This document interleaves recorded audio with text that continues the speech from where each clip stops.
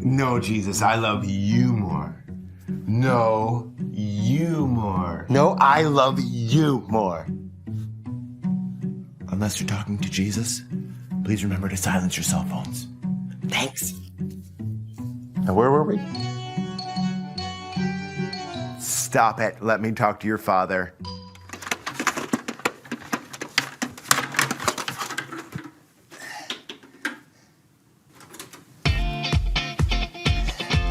Hey, everybody. Welcome to church. We got about 5 minutes before the service starts, so here are some church-appropriate dance moves you can do whenever the Spirit moves you. So get on up and let's sweat to some scriptures. Or maybe not, or just let's go. Here we go. 1, 2, 3, 4.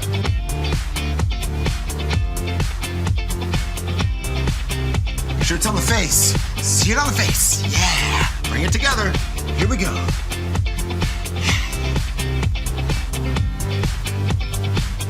Let it go. You take the stone, you let it go. You're unhindered by armor. Let that elbow sway. Elbow, elbow, elbow, elbow, elbow. Okay. One of my personal favorites. Resurrection. You gotta get down to get back up. Yeah. Keep working it, guys. Keep working it. You're doing great. I'm doing great. I'm getting a little tired.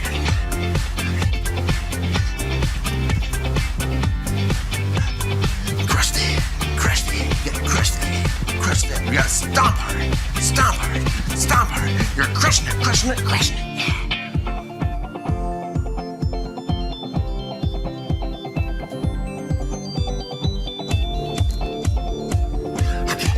Okay, good break there, good break. Good job, guys. Here we go, ready?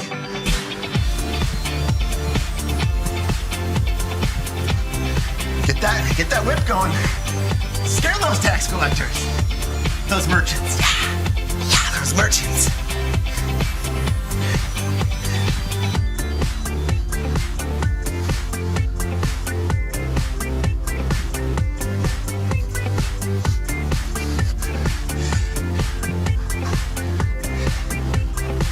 Make sure you look afraid. And this is salt.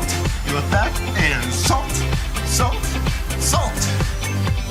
Salt, salt, salt, salt, salt, salt, salt, salt. Oh boy, we're kind of getting to it. You're doing great, everybody. Almost. Okay, I can do all things through Christ who strengthens me. 2 minutes, 30 seconds left. Here we go. Pull it together. 1, 2, 3, 4.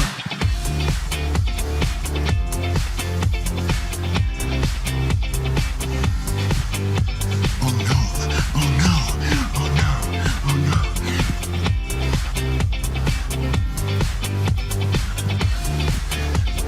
Wrestle with God, wrestle with God, wrestle. Wrestle with God and he hits your hip. You'll walk like this for the rest of your life. But that's okay, because you got his blessing. 2 minutes left. No longer. I'm gonna go for the bucket. No! I'm not gonna puke. Okay. Sharp the knife. Ride the horse up the mountain with the knife. Put your boy in back. Hoist it up!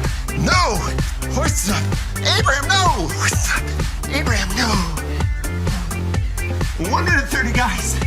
We can do this.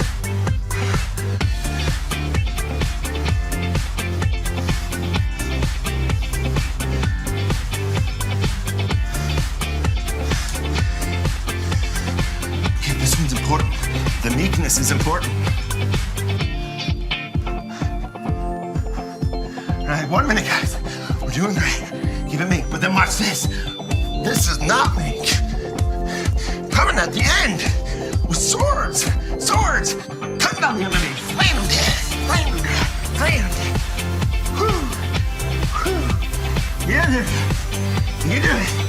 This one's important too. We're sowing the seeds. Here we go. Sowing. Make sure you hit that fertile ground. Stay away from the grass.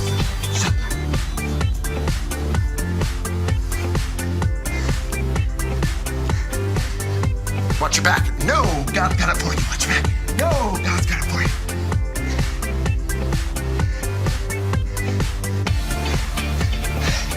I don't know much more I can do this. You're gonna have to take it for me. On the last push. Literally. See it? Pushing the pillar. Pushing. Okay, guys, we don't have to start. Let's just start the service. Let's start the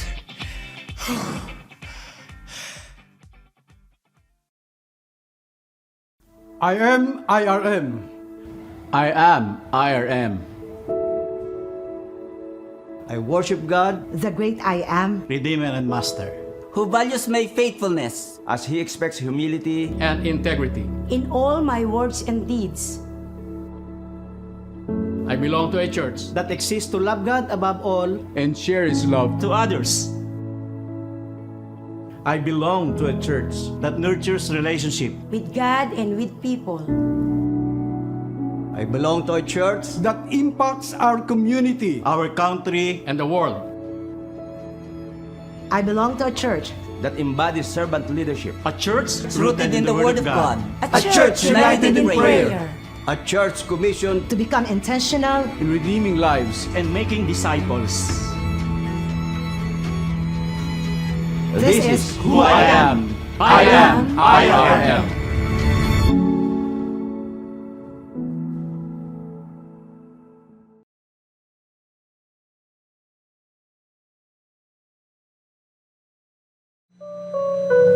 Lord God, Heavenly Father, thank you, Lord, for this wonderful morning, Lord God, that you've given to us.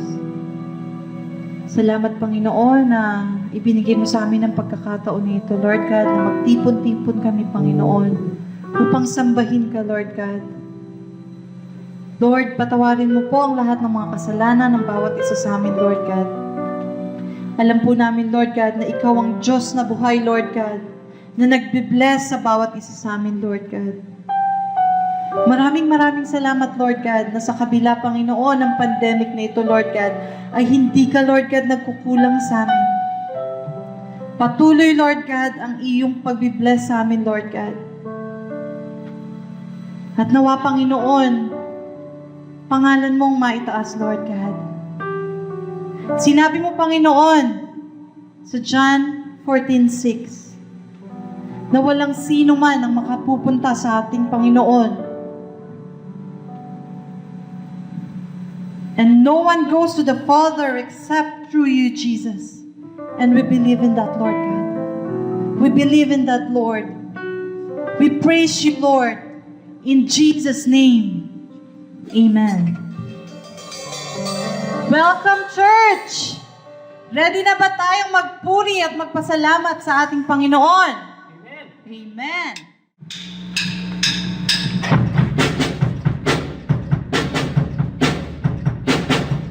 Come on, church.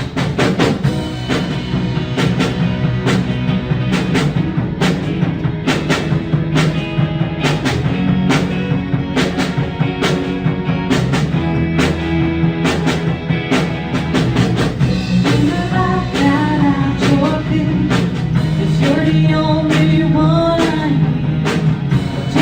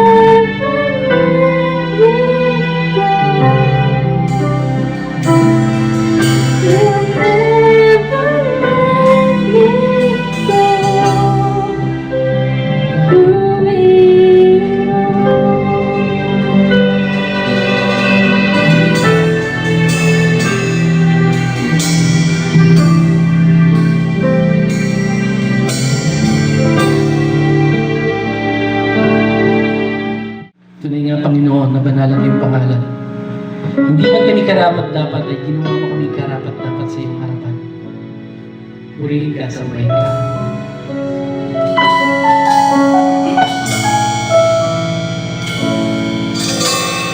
Nais kong ilapit puso ko sa iyo, nawa ay tanggapin ang kahinaan ko. Di man marunong lumapit, turuan mong lumapit, bigyan buwang sa puso mo ang isang katulad ko. Manalang pangalan mo, di ako karapat dapat lumapit sa iyo. Maluhi ang puso ko, ngunit sa kahabaan mo, ginawang karapat dapat lumapit sa iyo. Kasalanan ko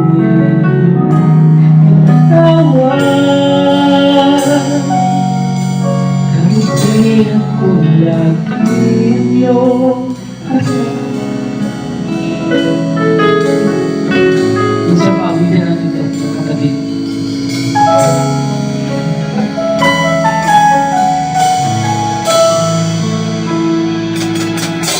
Nais ko ilapit puso ko sa iyo, nawa ay tanggapin kahinaan mo. Di man marunong lumapit, turuan mong lumapit, bigyan mo ang sa puso mo ang isang katulad ko. Nalapanayan mo, di ako karapat-dapat lumapit sa iyo. Maluhi ang puso ko, ngunit sa kahabaan mo, ginawang karapat-dapat lumapit sa iyo. Kasalanan ko ay iyong ginagawa. Nabagian ko lagi ito, kapag ako'y patawarin. Sa walang pangalan at pagpilit, ang puso at isip ko ngayon ay sinasabi.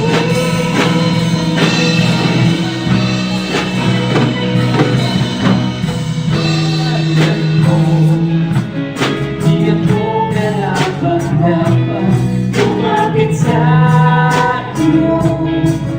Maluhi ang puso mo, ngunit kahabaan mo, ginawang karapat-dapat lumapit sa iyo. Kasalanan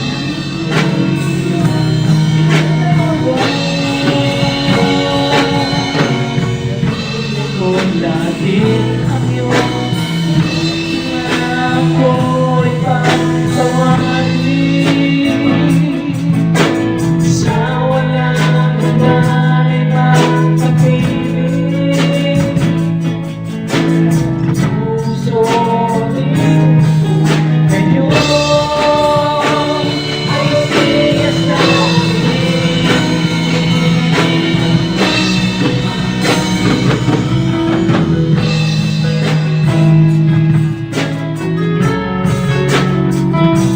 Yes, Lord, tunay ikaw lamang ang karapat itaas sa buhay namin, Panginoon. Hindi man pinirapan ka pa, pero nilapit ko kami sa iyo, Panginoon Diyos. Purihin ka, sabayin ka.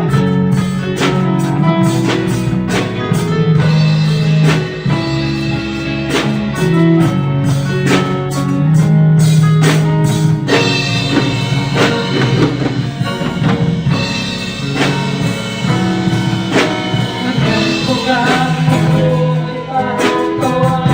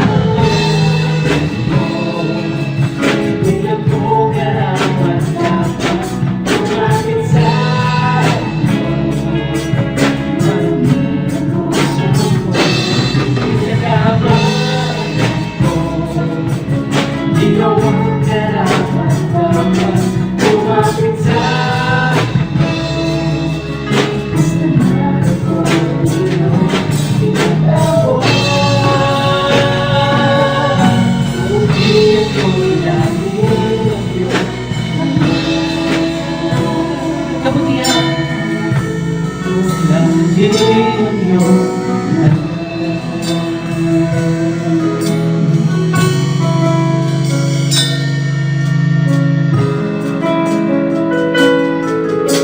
isa pa, ulitin natin, banal ang pangalan ng Panginoon.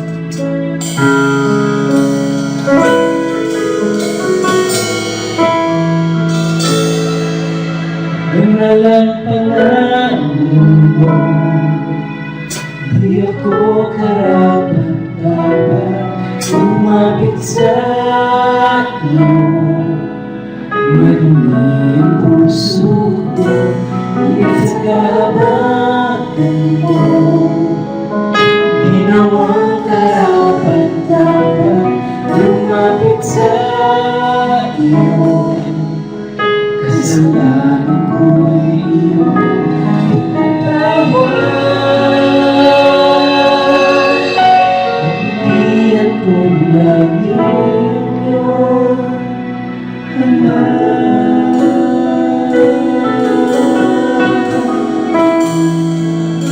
Panginoon, pinagpupurihan ka namin at pinasasalamatan sa umaga nito, Panginoong Diyos. Salamat, Panginoon, dahil Ikaw lang ang tanging daan sa kaligtasan. Salamat, Lord, dahil Ikaw lamang ang karapat-dapat sambahin. Purihin ko ang ating nakirain. Salamat, Lord, sa kapatawaran na binigay mo sa bawat isa sa amin. Pinipuri ka namin at pinasasalamatan sa pangalan ni Kristo Jesus. Ito po ang aming samot dalangin.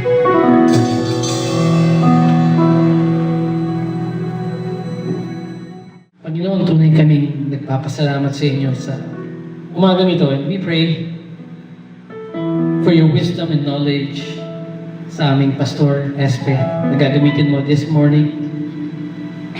We pray for your grace, your love abound to each and every one of us, Panginoong Diyos. We just want to glorify you. We just want to bless you. And may you bless the word that we're about to hear this morning. Purihin ka, sambahin ka sa pangalan ni Kristo Jesus. Amen.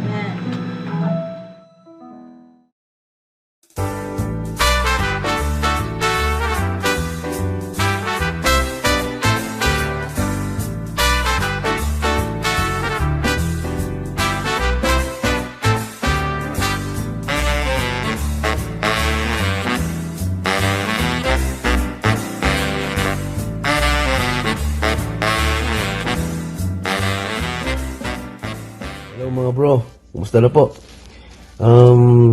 Especially sa mga Proverbs, ini-invite ko po kayo every Sunday sa ating Zoom Bible Study. This is led by Pastor Willie.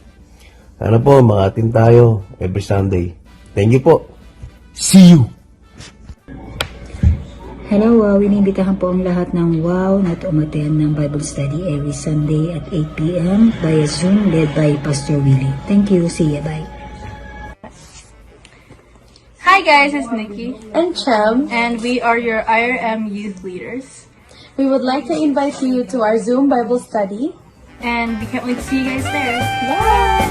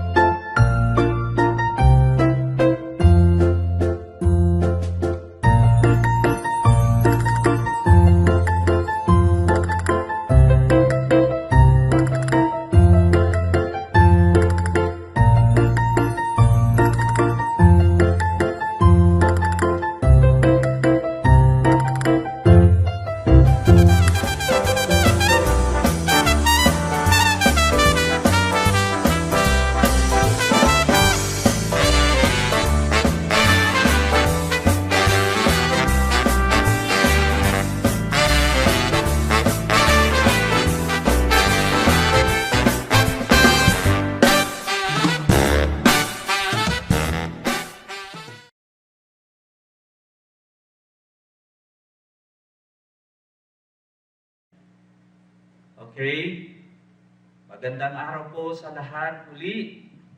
And once again, this is our great privilege na tayo po ay makapag-aral muli ng salita ng ating Panginoon para po sa pagkain ng ating kaluluwa. Alam po natin na walang substitute sa ating pong pangangailangan espiritual kundi ang salita lamang ng ating Panginoon. Kaya purihin po ang Diyos na sa pagkakataong ito ay muli po tayo makapag-aral ng Kanyang salita para po tayo ay masustain ng pangangailangan natin sa espiritu na pagkain ng ating buhay. Kaya po, salamat sa ating Panginoon for this great privilege once again na tayo po ay muli makapakinig ng Kanyang pong mahalagang salita para sa atin. Purihin po ang Diyos.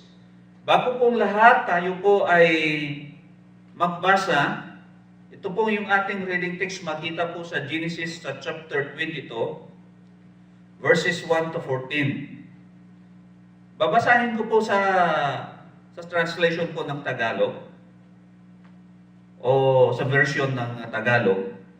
Dito po sa Genesis chapter 22, verses 1 to 14. Ito pong sinabi, at nangyari na pagkatapos ng mga bagay na ito, ay sinubok ng Diyos si Abraham. At sa kanya ay sinabi, Abraham, at sinabi niya, narito ako. At kanyang sinabi, kunin mo ngayon ang iyong anak, ang iyong bugtong na anak na si Isaac, na iyong minamahal, at pumaroon ka sa lupain ng Moriah, at hiyain mo siya roong handog na susunugin sa ibabaw ng isa sa mga bundok na aking sasabihin sa iyo.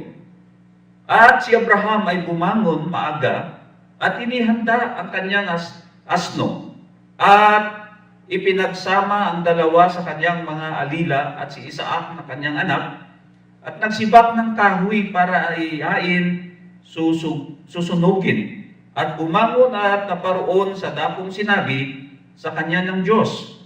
Nang ikatlong araw ay itiningin ni Abraham ang kanyang mga mata at natanaw niya ang dakong yaon sa malayo at sinabi ni Abraham sa kanyang mga alila, maghintay kayo rito, 10 ng asno, at ako at ang bata ay paruroon doon at kami ay sasamba at pagbabalikan namin kayo. At kinuha ni Abraham ang kahoy ng handog na susunugin at ipinasan kay Isaac sa kanyang anak at dinala sa kanyang kamay ang apoy at ang sundang at sila'y kapwa yumaong magkasama. At nagsalita si Isaac kay Abraham na kanyang ama at sinabi, Ama ko. Ang kanyang sinabi, narito ako anak ko. At sinabi, narito ang apoy at ang kahoy. Ngunit saan naroon ang korderong pinakahandog na susunugin?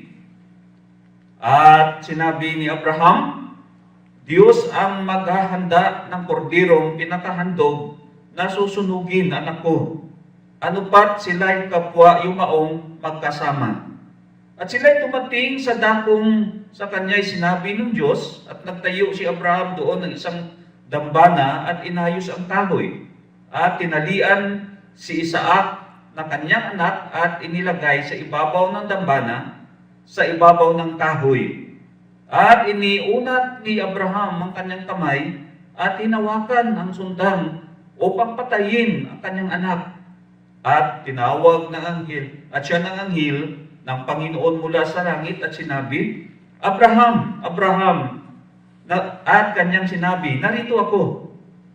At sa kanya'y sinabi, huwag mong buhatin ng iyong kamay sa bata o gawin man siya ng anuman, sapagkat talastas ko ngayon na ikaw ay natatakot sa Diyos sa paraang hindi mo itinanggi sa akin ang iyong anak at iyong bugtong na anak. At itiningin ni Abraham ang kanyang mga mata at nagmalas at narito ang isang tupang lalaki sa dakong likuran niya sa huli sa dawag sa kanyang mga sungay sa kanyang mga sungay at pumaroon si Abraham at kinuha ang tupa at siyang inihandog na susunugin at inihalili sa kanyang anak. Tayo po ay mag-pray muna. Dakilang Panginoon, kami po ay nagpapasalamat muli sa pagkakataong ito na kami po muli ay mag-aral ng iyong banal na salita. Nawa, Panginoong Diyos, ang itong mga pag-aaralan po namin ay makapagbigay po ng liwanag sa aming puso't isipan na magkaroon po kami ng talino at kaalaman kung paano po namin ito isasagawa sa aming mga buhay. Kaya abutin mo ang mga kapatiran namin na kung saan ang lahat ng makarinig nito ay magkaroon po ng isang pusong bukas upang tanggapin anumang iyong dapat iparating na mensahe para sa amin sa ikatatag ng aming pananampalataya, lalong-lalo na po ang aming relasyon sa iyo. Kaya po, pagpalain mo ang abamong lingkod, na bigyan mo ng talino at kaalaman upang ang salita mo lamang, O Diyos, ang aming itaas at mamutawi sa bibig ng iyong lingkod. Sa iyo po ang papuri, pasasalamat sa dakilang pangalan ni Jesus. Amen. Napaka-importante po ang ating mensahe dahil ito po ay masasabi po natin na minsan hindi po natin naintindihan kung ano po ang tunay na pagsamba sa ating Panginoon. Kaya po ang ating pong topic ngayon ay the qualities of genuine worship. Ang kalidad ng tunay at totoong pagsamba. Ang ating pong nabasa ngayon, ito po'y patungkol sa buhay po ni Abraham na minsan ay hiningi ng Diyos na ihandog ang kanyang anak, yung kanyang iisang anak para ihandog sa Diyos na sunugin. Ito po ang pinaka-highest na pag-offer sa Lord. Na yung isang hayop o anumang pong mga bagay na susunugin. Ito po ang sinabi rito na sa buhay po ni Abraham, dumating na gusto po ng ating Panginoon na ang kanyang pong anak ay ihandog niya sa Mount Moriah, na ito po hindi basta-basta kundi handog na susunugin. Ito po, hindi po lingid sa ating kaalaman, nung ibinigay po ng ating Panginoon si Isaac, ay sila po ni Sarah ay matanda na. At itong bata po ay minahal ng mag-asawang ito, kaya po sinabi po ng ating Panginoon, sabi niya, Abraham, ihandog mo si Isaac, ang pinakamamahal mo anak. Alam po ng Diyos kung gaano po kamahal ni Abraham, si Isaac. Kaya yun po ang hiningi ng ating Panginoon. At ito po ang masasabi po natin. Sa verse 5, kung ating pong makikita, ito po ang unang verse na na-mention po ang word na worship. Dito po sinabi po rito sa English, and Abraham said unto his young men, abide ye here with the ass, and I and the lad will go yonder and worship and come again to you. Dito po masasabi po natin na una pong nabanggit dito sa may first verse na na-mention sa Bible, ang word na worship. Ang word pong worship ay ito pong salita na ang ibig sabihin ay paggalang o reverence or worshiping or devotion for a deity o deity. When we worship God, we are saying God is worthy. Kapag po tayo ay nagsasabi na tayo ay sasamba sa Diyos, ibig sabihin ang Diyos po ay karapat-dapat na sambahin. Siya po ang karapat-dapat na bigyan ng ating pag-ibig, bigyan ng ating atensyon, at bigyan po ng ating debosyon o dedikasyon. Kaya dito po natin makikita mamaya na ito po ay nagbibigay sa atin ng standard kung paano po natin masubaybayan ang totoong pagsamba sa ating Panginoon. Ang word po ng worship sa Hebrew, to bow down. Magpatira pa. Sa Old Testament, kapag ang mga pinili ng ating Panginoon na gusto sambahin ng Diyos, sila po ay nagpapatira pa. Alam po natin kung paano na sa Old Testament, kapag sila po ay sumasamba, makikita po natin na sila ay nagbabow down.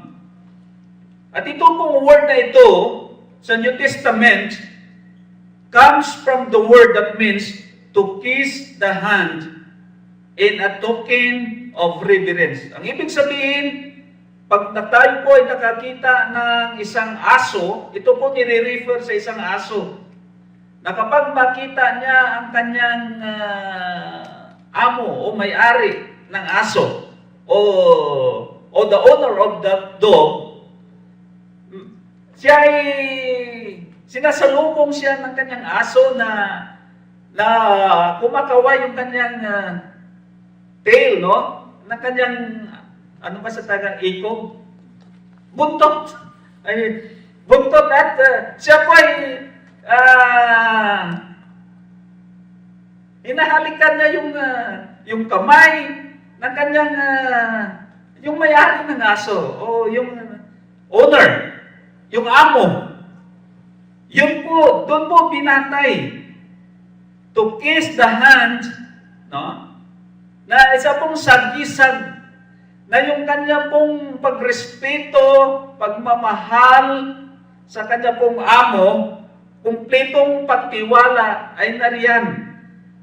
Kaya pag nakita mo, pag nasalubong mo yung aso mo, yun pong ginagawa, tuwang-tuwa yung aso. Doon po yun, yun pong kinuha doon sa New Testament na ibig sabihin, to kiss the hand in a token of reverence. Alam nyo, napaka-saya po natin kapag yung aso mo ay ganun ang ginagawa. Yun po ang isang kahulugan. It is an image of absolute love, complete trust, and devotion. Minsan ang mga Kristiyano, akala po nila sila ay nakasamba, naka-attend ng pananambahan, fellowship. Sila po ay nakapunta sa church, umawit, nakinig, nag-testify. Yun po ang inaakala po natin na yun ay masasabi natin na worship na. Maybe, yun po ang mga bagay na ginagawa po natin. Pero may pinakamalalim pa po na kahulugan. Mamaya makita po natin. We want to examine, ito po pakikinggan po natin ito, no? Titingnan po natin kung paano po natin mamaya imay-himayin ang tinatawag na the qualities of genuine worship. Kung ano po ang totoo, tunay, at yung pinakita po ni Abraham na pagsamba sa ating Panginoon. Ito po ay yung sa may verse 3. Magsisimula po tayo rito sa verse 3. Sabi po dito, at si Abraham ay bumangong maaga at inihanda ang kanyang asno at ipinagsama ang dalawa sa kanyang mga alila at si Isaac na kanyang anak at nagsibak ng kahoy para iyain susunugin at bumangon at pumaroon sa dakong sinabi sa kanya ng Diyos. Ang number 1 po na makikita po natin na kung paano po pinatunayan na totoo po ang kanyang pagsamba. Verse 1, the genuine worship is submissive. Ito po ang una.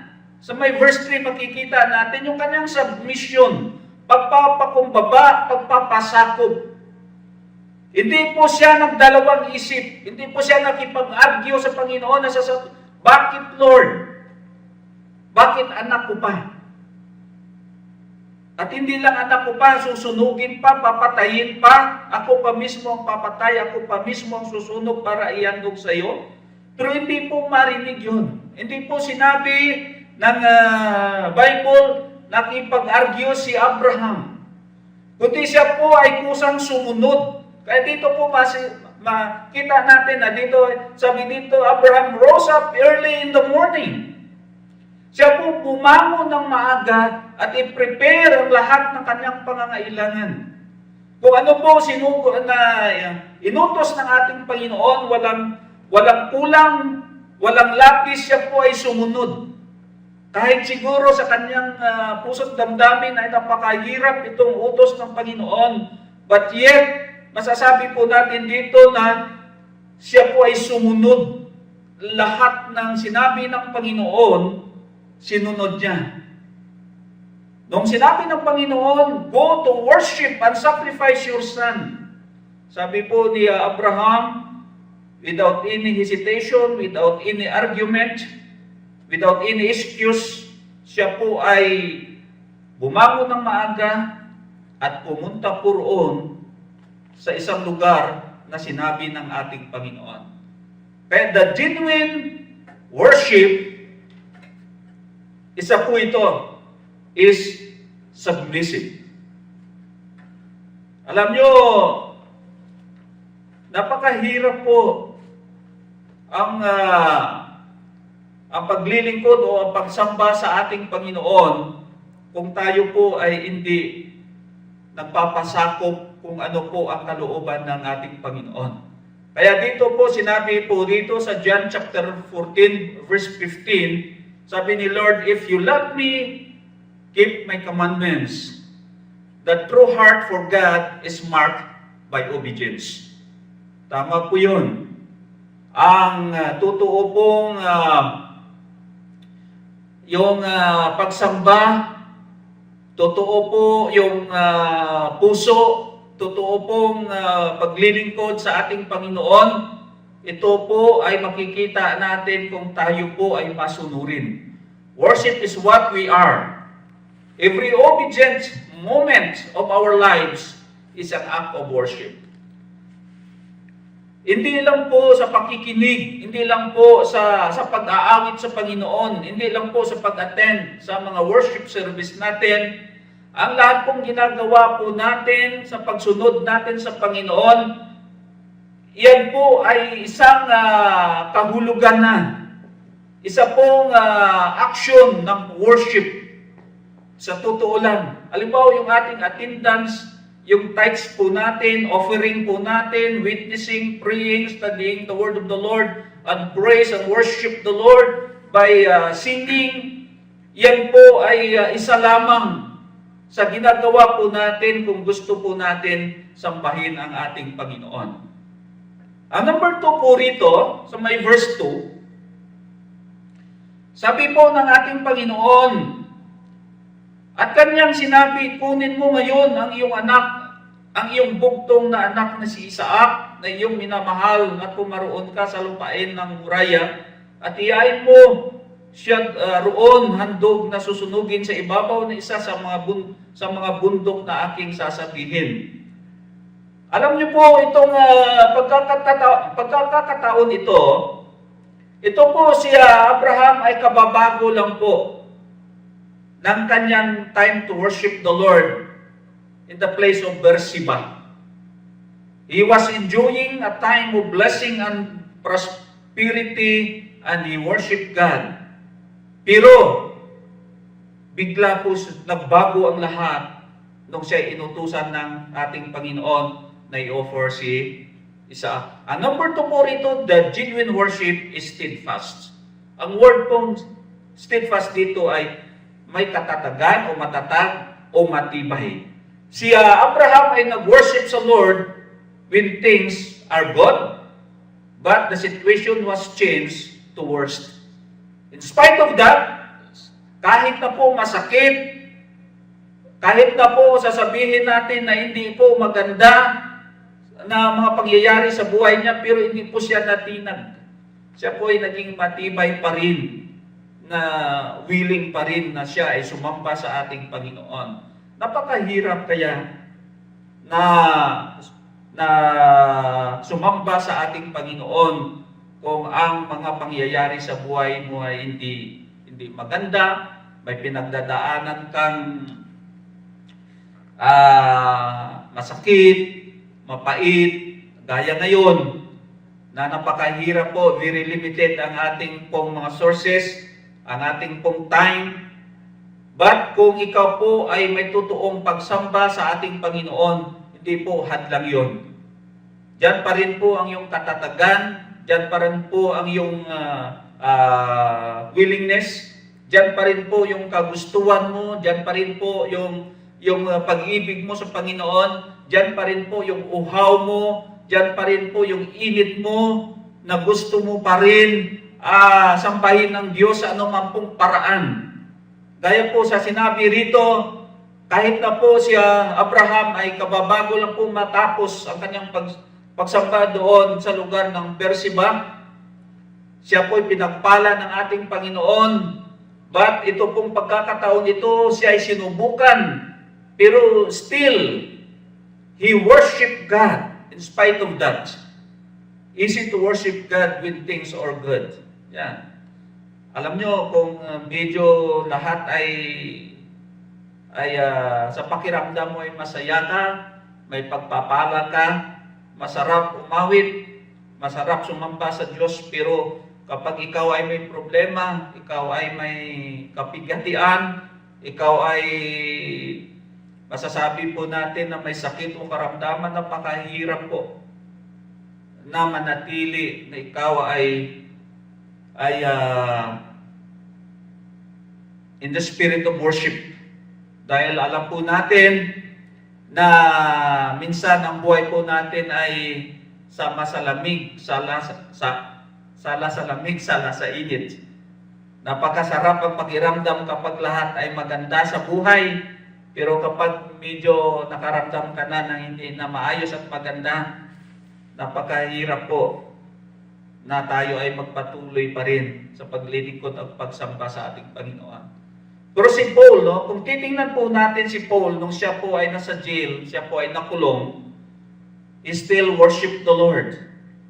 Doon po sa kulungan, nakita po natin siya ay nangangaral pa, siya ay umaawit sa ating Panginoon, na hindi niya po ininda kung ano man po nangyayari sa kanya, kinulong ng walang kasalanan dahil sa pag-preach ng word of the Lord. Pero siya po ay kinulong, but still, he worshiped God. Kaya po rito makikita po natin si Abraham, ang totoo pong pagsamba sa Lord ay may katatagan. Ano man po ang iyong sitwasyon, hindi po naging hadlang yun. Ano man po ang iyong nararanasan, hindi po hadlang yun. Ang totoo po at ang genuine pong pagsamba sa Panginoon ay matatag kahit na ano man pong sitwasyon ng buhay. Dito sa may verse 5, makikita po natin uli dito. Ito po, number 3. Dito, the genuine worship is separated. Sabi nga rito, and Abraham said to his young men, abide ye here with us and I, and the lad will go yonder and worship and come again to you. Sabi niya, manatili kayo rito, kami lamang ang pupunta roon. Sabi dito, kami lang ng aking anak ang sasamba roon, sabi. At sinabi ni Abraham sa kanyang mga alila, maghintay kayo rito, 10 ng asno. At ako at ang bata ay paroroon doon, at kami ay sasamba at pagbabalikan namin kayo. And number 3 po, genuine worship is separated. Ano pong ibig sabihin tayo po ay nagbibigay ng time natin sa ating pong private na buhay. Nagbibigay po tayo ng time. Kung tayo po minsan busy sa trabaho, busy sa pamilya, bibigyan po natin ng pagkakataon na magkaroon po tayo ng mga pribado rin na time para sa Lord. Dito po sinabi dito na siya po ay siniperate niya kanyang sarili, kanya po ang kanyang anak upang sambahin ang ating Panginoon. Sometimes, ito din po ang sana ang ating makita na anuman pong busy ng buhay, bigyan po natin ng pagkakataon ng ating Panginoon. Magkaroon po tayo ng mga devotion sa Kanya, magkaroon po tayo ng pagkakataon para siya ay pakinggan sa Kanyang sinasabi, sa pagbabasa ng Kanyang salita, sa panalangin, pagbibigay ng pagkakataon para makinig ng salita ng Panginoon, anuman ang busy ng buhay po natin, wala pong hadlang na magbigay po ng pagkakataon sa Lord.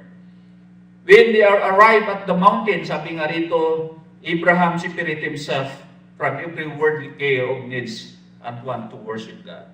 Tama po yun.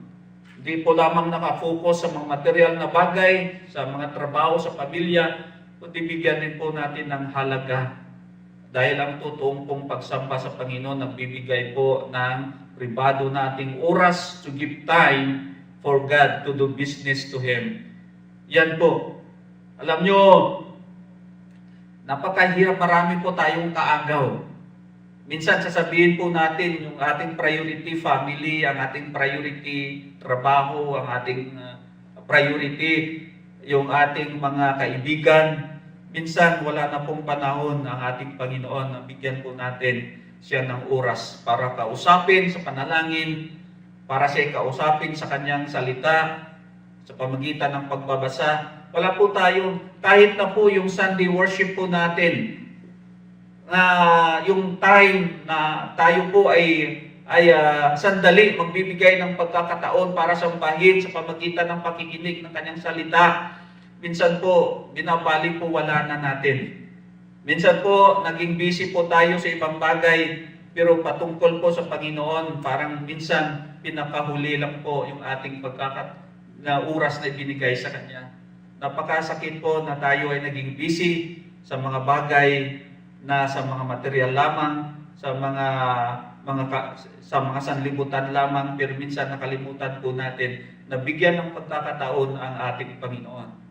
At ang pang-apat po rito sa may verse 5 to 10, dito po, ito na ang pagkakataon, ito na po pinaka-highlight.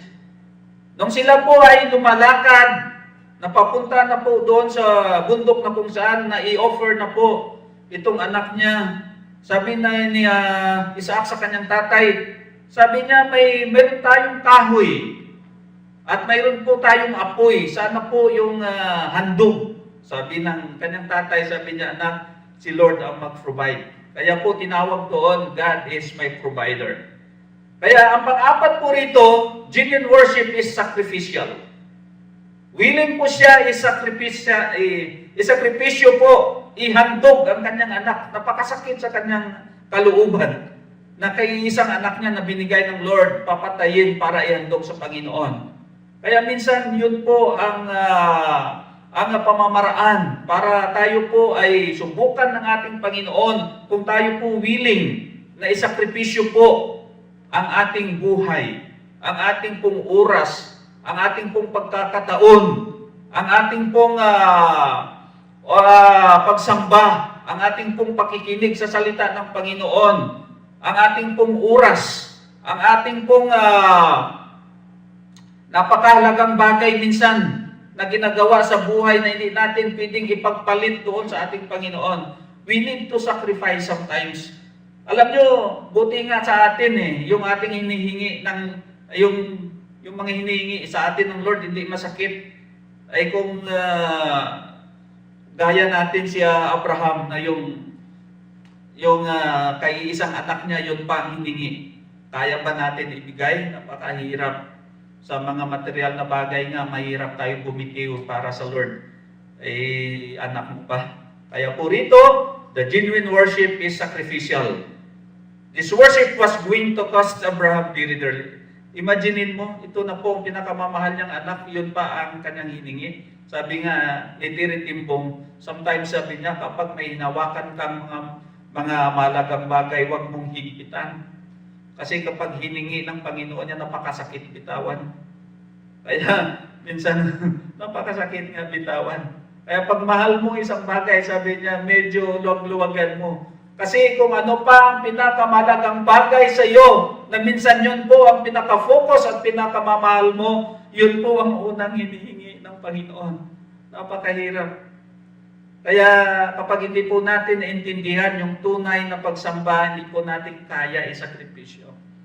Kaya po dito sabi dito, hindi po siya nagdalawang isip. Basta kanya sunod lang ng sunod. Kung ano ang kalooban ng Panginoon, masakit man, sunod lang ng sunod. Sa atin, napakaliit na panahon ang hinihingi ni Lord, di natin maibigay. Yung mga liliit na yung mga kinikita natin na pagpapala, napakahirap po natin ibigay. Napaka simpleng bagay, hindi po natin magawa. Dahil ayaw po natin masaktan, ayaw po natin magsakripisyo. Pero ang totoo pong pagsamba sa Panginoon, kalaki po ang sakripisyo. Kaya dito po, si Abraham, willing to sacrifice everything. He holds nothing. Napakaganda na kahit ang kanyang bugtong na anak na kay-isang minahal niya nung hiningi para sunugin, ihandog sa Panginoon, hindi po siya nagdamot, hindi niya po hinawakan, hindi niya po, wala po siyang agam-agam na ibinigay sa Panginoon na kahit na po ito ay nagdulot sa kanya ng sakit. Ito po, minsan, sinasabi nga ni Tiri Timbong, ulitin ko na minsan kapag may minamahal kang isang bagay na huwag mong masyadong hawakan ng mahigpit kasi pag hiningi po ni Lord, napakasakit mo bitawan. Kaya, pero alam nyo ba, yan po pinakasikreto na kapag may hiningi ang Panginoon sa buhay po natin at tayo po ay nagbitiw, papalitan po ng Lord yan ng pinaka-the best pa para sa iyo. Yan lang po hindi natin makita. Kaya sinabi po ni Abraham nung sinabi ng kanyang anak, saan ang handog? Sabi niya, God will provide. Totoo po. Nung hindi natuloy, mayroon pong nakagapos doon na kordero. Doon po natin makikita, kung willing ka magbitiw, hindi po ni Lord yan pabayaan na maging empty. Babalikan po ni Lord yan ng something the best for you. Kaya kapag po tayo ay nag-worship sa Lord, na mayroon pong tayong binigay na mga bagay na napaka-importante, palitan po ni Lord yan na mas ma-enjoy mo pa, mas malaki pa sa binigay mo. Gaya ng sinabi niya rito na God will provide. Kaya dito po sa number 5, makikita po natin dito na the genuine worship is no reservation. Wala pong anumang nakareserba. Wala pong agam-agam, wala pong mga bagay na naiwan sa kanyang puso na masasabi po natin na naghihinakit o nasasaktan, kundi buong 100% binigay niya na wala po siyang sinabi nakipag-argue sa ating Panginoon. Kung tayo po ay sumasamba sa ating Panginoon, be sure na wala pong mga reservasyon sa ating puso. Na hindi po tayo nag-i-expect. Nasasabihin natin, binigay ko to sa Lord, sumamba ako sa Panginoon, kasi ina-expect ko na si Lord ang babalik ng mga pagpapala. Hindi po, yung tunay na pagsamba, lahat po, bigay lang ng bigay. Bahala na si Lord babalik, pero huwag po natin i-expect yun na in return. Kaya ikaw ay sumamba, ikaw ay sumunod dahil may kukunin ka. Kaya po rito po natin makikita, no? Ito pong 5 bagay na ito nagpatutuo yung tunay na pagsamba sa ating Panginoon Ang number 1 po rito ay submissive. Ang number 2 po rito, makikita po natin ang steadfast. May katatagan, anumang pong sitwasyon, anumang pong dinadanas po nating problema, anumang pong mga dinadanas po nating sakit, hindi po tayo natitingnan, nariyan pa rin po tayo na willing po na magsamba sa Panginoon, sumamba sa Lord. Anumang po in the midst of our problem, in the midst of the bad things happen in our lives, kung totoo po na ikaw ang pagsamba mo ay totoo, hindi po maging hadlang yan. Ang number 3, sinasabi dito, the genuine worship is separated. Magbigay po tayo at maglaan po ng panahon. Kung tayo po ay maraming pagkakataon sa pamilya, sa trabaho, why not hindi po tayo makapagbigay ng panahon para sa Panginoon? Na siya man lamang ay makausap, na siya man lamang ay mapakinggan sa kanyang salita, at siya man lamang ay makapagbigay po tayo ng pagkakataon ng araw ng linggo na makapakinig ng mga mensahe ng mga pastor natin. Lalong-lalo na po ito pinakahalaga ngayon dahil alam po natin na tayo ay hindi makapagtipon-tipon. Ito lang po ang ating kalakasan, ang salita ng Panginoon na ating pong napakinggan, na magsusustain po sa atin na tayo po ay maging matatag pa rin sa gitna ng mga gitong sitwasyon.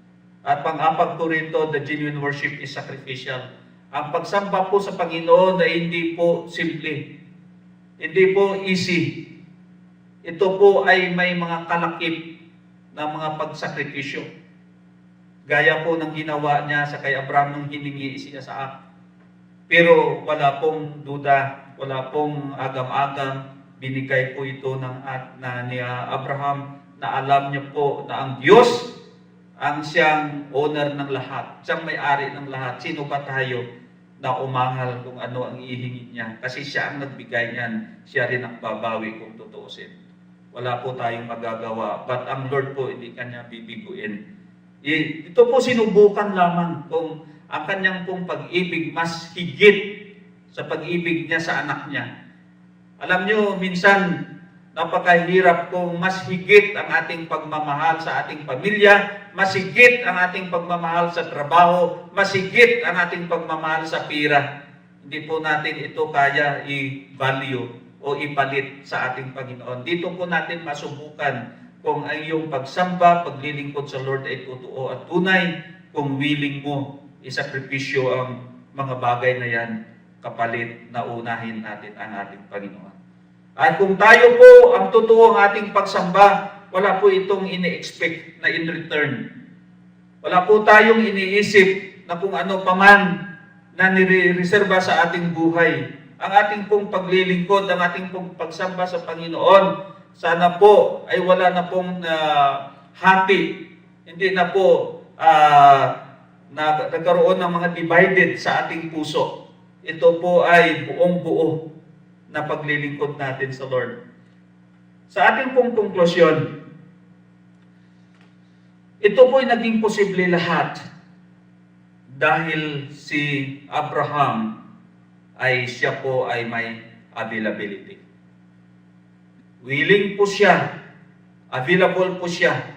Nung kapanahunan na yun, wala po siyang agam-agam, wala po siyang nire-reserba. Siya po ay willing sumunod sa Panginoon. Yan po ang isang bagay na minsan napakahirap sa atin. Hindi po tayong willing sumunod. Willing po tayong makinig.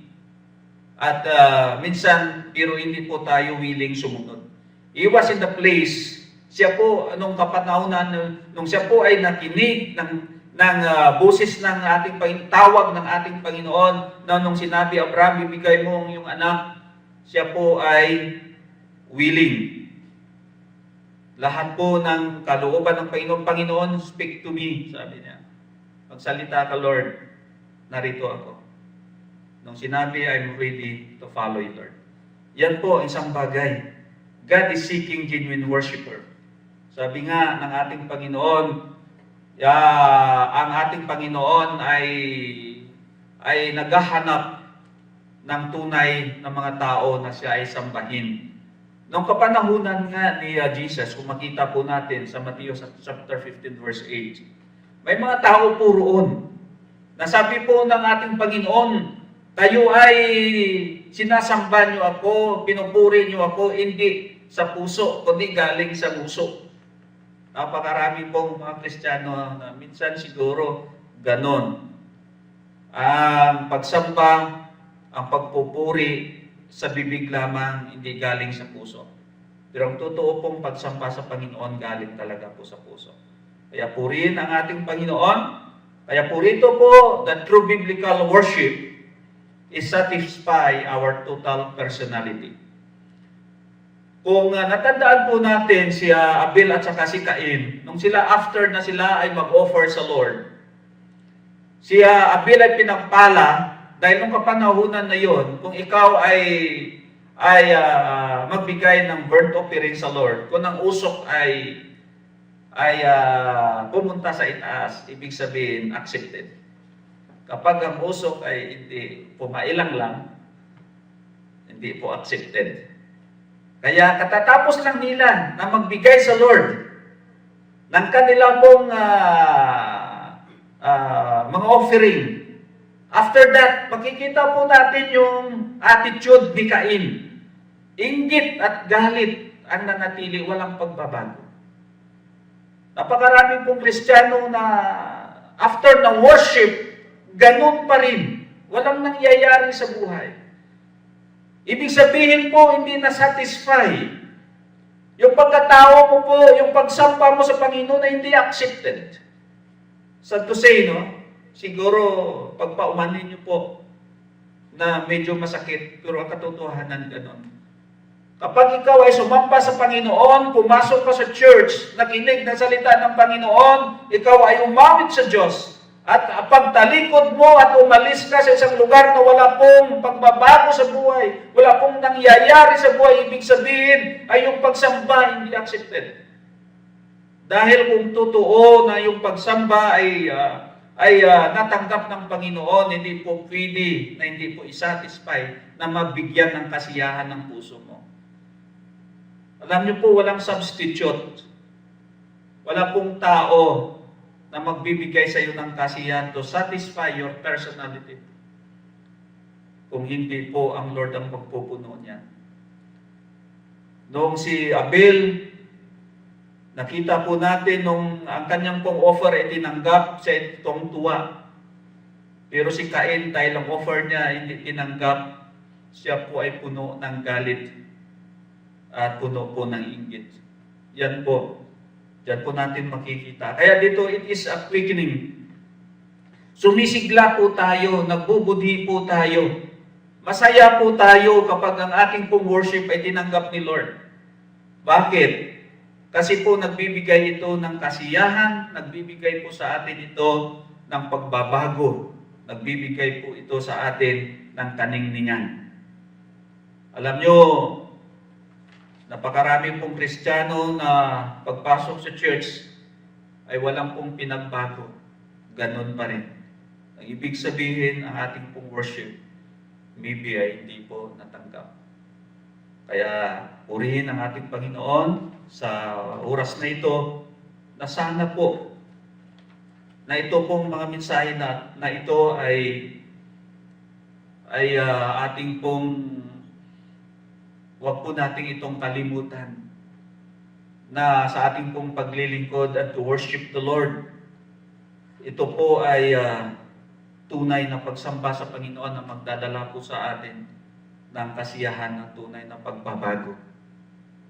Kaya ang Diyos po ang magpapala sa inyo at ang salita niya po ay sana magbibigay po sa atin ng napakaganda pong mga lesson. Kung tayo man po ay nagkukulang at nasasaktan, purihin po ang Diyos dahil ang ibig sabihin, gusto po ng Panginoon na ating pong makita yung tunay na kahulugan ng pagsamba sa Kanya. Alam nyo, tatapusin ko po sa isang kwento. May isa pong magtatay na sila po ay nalunod sa gitna ng ng dagat. Noong hirap na sila, na tila bagang wala ng pag-asa, nanalangin sila sa Panginoon. At ang sabi ng kanyang tatay, sabi niya to, mag-pray tayo. Sabi niya ganon. Ito po yung prayer niya. Panginoon, sabi niya, kapag kami ay iniligtas mo, magsisindi po kami ng kandila na kasing laki ng puno ng saging. Sa madalit sabi, sila po ay naligtas. Ito pong anak niya, tinitingnan yung kanyang tatay kung tutuparin yung kanyang pangako. After 1 week, iniremind siya ng kanyang anak. Sabi niya, tay, nung tayo po ay nalunod, nung tayo po ay nagdasal o nag-praise sa Lord, ikaw ay nangako na kapag tayo ay iniligtas ng Lord, sisindi ka po ng kandila na kasing laki ng saging. Alam niyo po na nakalulungkot na ang sabi ng kanyang tatay, sabi niya biro ko lang yun. Biro ko lang yun.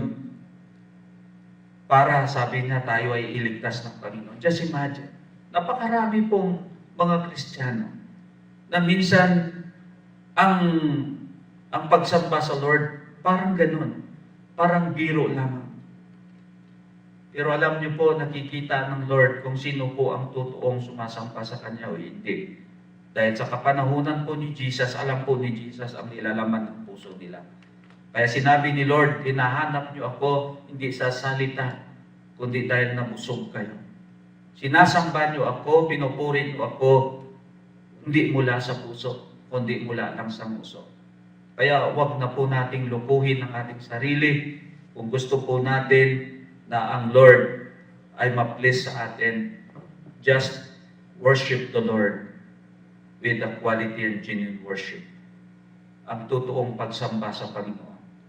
Yun po ang karapat-dapat. Purihin ang ating Panginoon at nawa po naintindihan po natin ang tunay na pagsamba sa ating Panginoon gaya po ng ginawa ni Abraham na nagkaroon po tayo ng ideya o standard kung ano po ang genuine na worship na sinabi po riyan.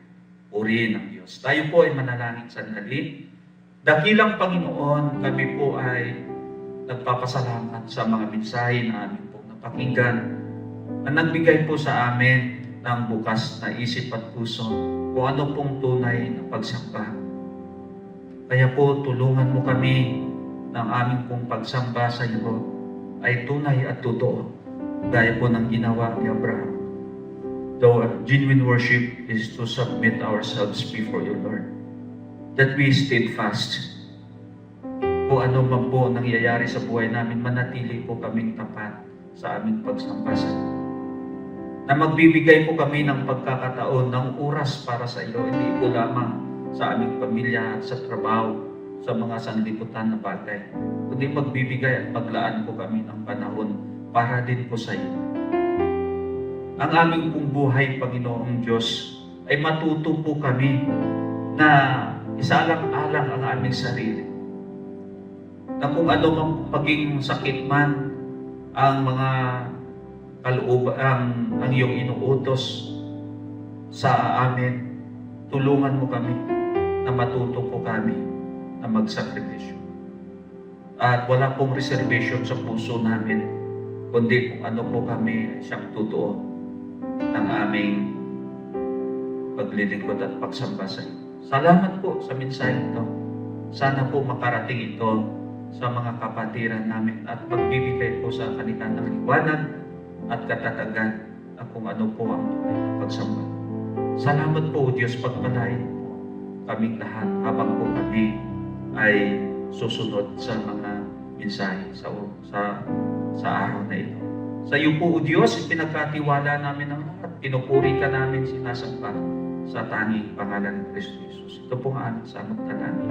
Amen.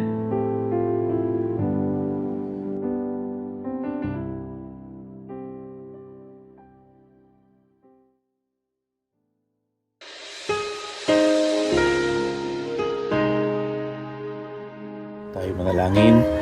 Kapagpala naming Panginoong Hesus, sa daling ito sa aming pong pagsamba, nais naming maging bahagi nito ang pagkakaloob namin ng aming mga ikapo at mga pasasalamat. Panginoon, tulungan mo po kami na maipagkaloob namin ang aming mga ikapo at pasasalamat bilang tanda ng aming pagmamahal sa iyo. Pagpalain mo po ang buhay ng iyong mga anak at hayaan mong maranasan namin na hindi mo kami kailanman pagkukulangin sa anumang bagay sa aming buhay. Lord, tanggapin mo po ang aming mga offering na ito bilang pasasalamat sa iyo. Pagpalain mo, Panginoon, ang bawat isa sa iyong mga anak sa pangalang banal ni Jesus. Amen. Amen at amen.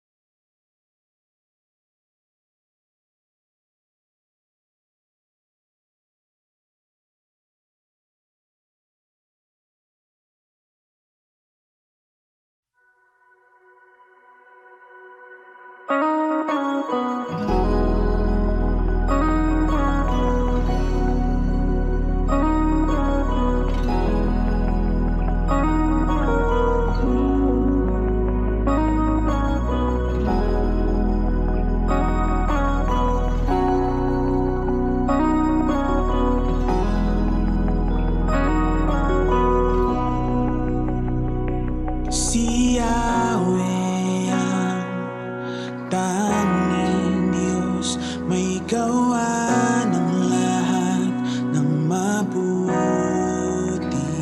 Ang lahat ng nilikha mo'y sumasamba sa iyo. Ang aming bayay pinupuri ka, itinataas, dinadakila. Ang aming puso ay isang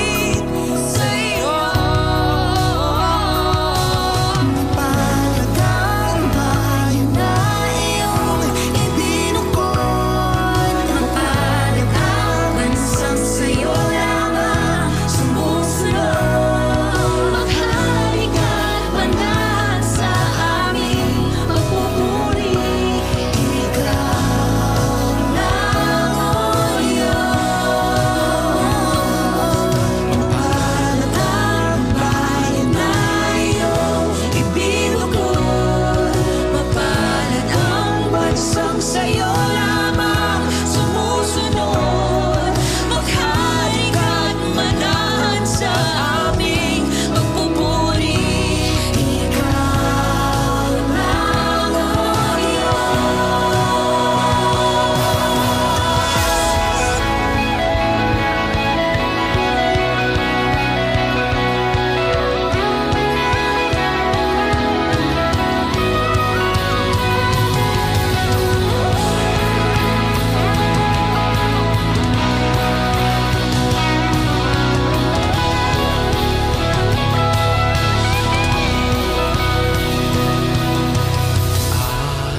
Alleluia, Alleluia,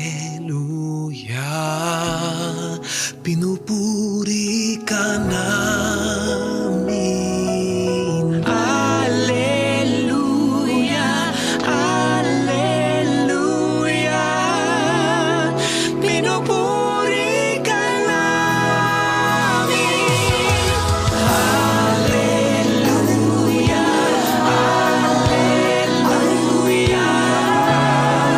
pinupuri ka namin. Alleluia, Alleluia, pinupuri ka namin.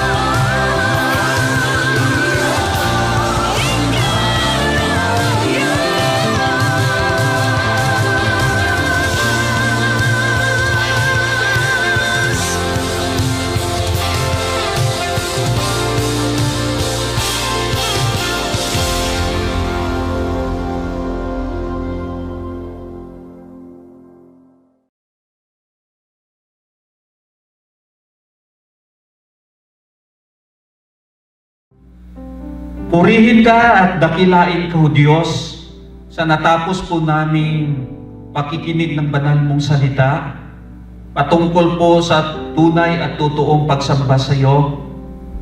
At salamat po ay aming napakinggan at aming pong ina-admit sa aming buhay napakarami pong mga pagkukulang kami. Kaya patawad po, Panginoong Diyos, kung kami po ay sumamba sa iyo na hindi naging karapat-dapat at kalugod-lugod dahil na may mga bagay po na hindi po namin naintindihan o naunawaan. Pero salamat, Panginoong Diyos, sa iyong turo, sa iyong review sa amin, sa iyong pangangaral, tinatanggap po namin ng maluwag sa aming puso ng iyong banal na salita at tunay at totoo na nagbibigay po sa amin ng liwanag. Kaya salamat po sa mga kapatiran namin na nakinig, na nagbibigay ng oras, sa kanilang mga tahanan upang mapakinggan ang mensaheng ito.